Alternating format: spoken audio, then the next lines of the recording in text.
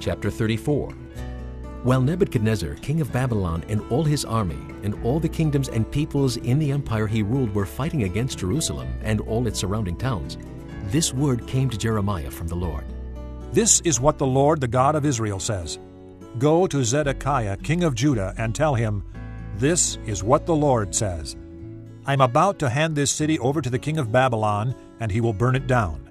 You will not escape from his grasp, but will surely be captured and handed over to him.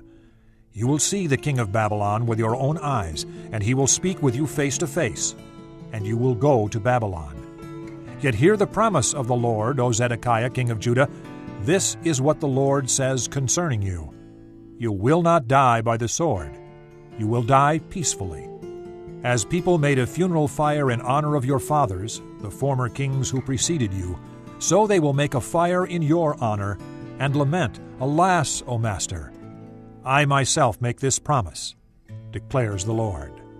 Then Jeremiah the prophet told all this to Zedekiah, king of Judah, in Jerusalem, while the army of the king of Babylon was fighting against Jerusalem and the other cities of Judah that were still holding out, Lachish and Azekah. These were the only fortified cities left in Judah. The word came to Jeremiah from the Lord after King Zedekiah had made a covenant with all the people in Jerusalem to proclaim freedom for the slaves. Everyone was to free his Hebrew slaves, both male and female. No one was to hold a fellow Jew in bondage. So all the officials and people who entered into this covenant agreed that they would free their male and female slaves and no longer hold them in bondage. They agreed and set them free. But afterward they changed their minds and took back the slaves they had freed and enslaved them again. Then the word of the Lord came to Jeremiah. This is what the Lord, the God of Israel, says. I made a covenant with your forefathers when I brought them out of Egypt, out of the land of slavery. I said, Every 7th year each of you must free any fellow Hebrew who has sold himself to you. After he has served you 6 years, you must let him go free. Your fathers, however, did not listen to me or pay attention to me. Recently you repented and did what is right in my sight. Each of you proclaimed freedom to his countrymen.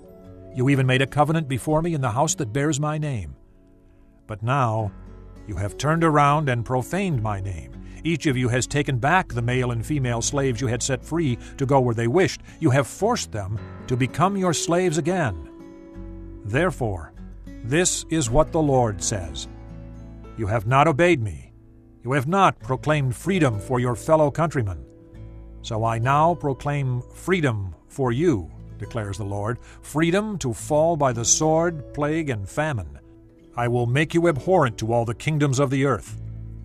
The men who have violated my covenant and have not fulfilled the terms of the covenant they made before me, I will treat like the calf they cut in two and then walked between its pieces.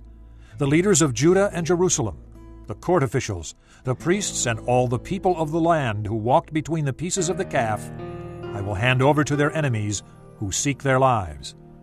Their dead bodies will become food for the birds of the air and the beasts of the earth. I will hand Zedekiah, king of Judah, and his officials over to their enemies who seek their lives, to the army of the king of Babylon, which has withdrawn from you. I am going to give the order, declares the Lord, and I will bring them back to this city. They will fight against it, take it, and burn it down. And I will lay waste the towns of Judah, so no one can live there.